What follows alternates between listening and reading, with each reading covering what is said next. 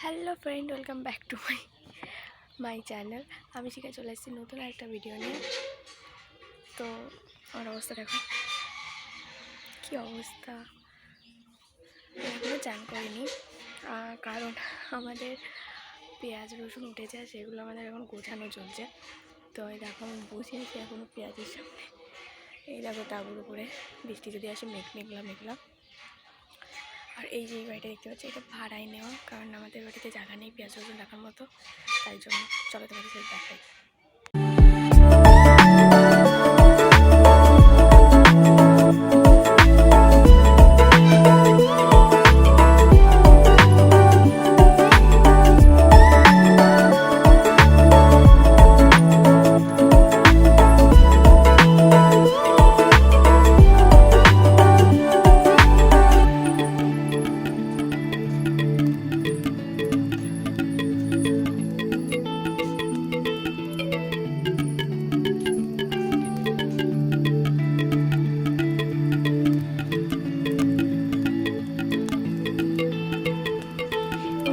দেখা যাচ্ছে না, এখানে আলো নেই, বাট আমাদের দরকারও নেই রাতে আসার, ওই জন্য আমরা আলোর ব্যবস্থাও করিনি।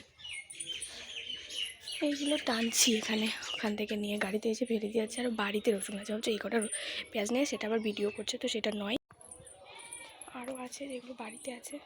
তো বাড়িতে গিয়ে আবার দেখাবো। আমি এখন এখানে আছি, তো এখানে মা বাবা এখন তো নেই, আসবে, তারপরে বাড়িতে যাব।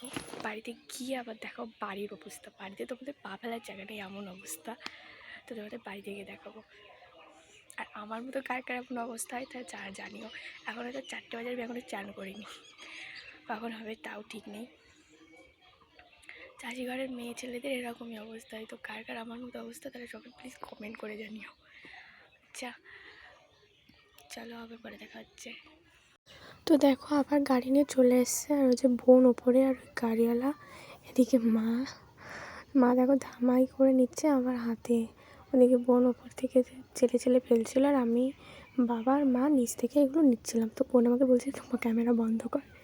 এদিকে বাবা চলে এসছে ঘরে ফেলে। তো চলো আমরা কাজ করে নিই, আবার দেখা হচ্ছে। তো কাল রাত হয়ে যাওয়ার জন্য আমি আর ভিডিওটা বাড়াতে পারিনি।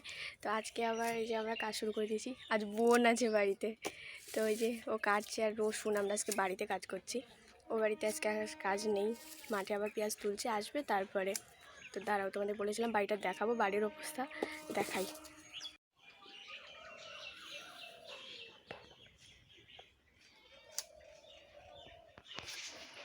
দেখো চারিদিকে শুধু জিনিস, এই দিক দিয়ে রসুন, ওখানে আবার কিছু পেঁয়াজ রাখা, ওগুলো ঝোলাতে হবে।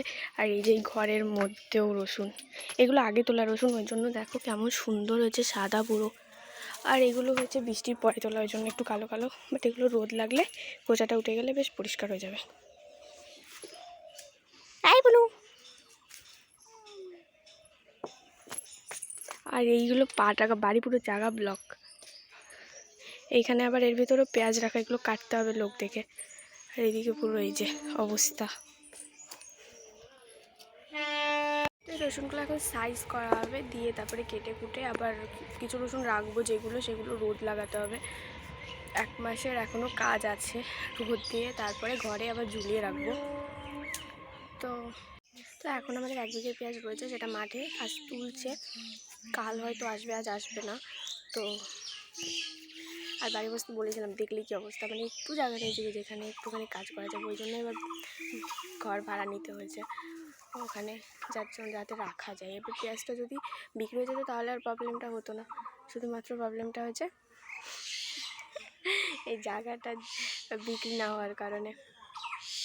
যাই হোক, তো চলো ভিডিওটা এই পর্যন্তই। আর আমার মতো কার কার এমন অবস্থা হয় সবাই কমেন্ট করে জানিও।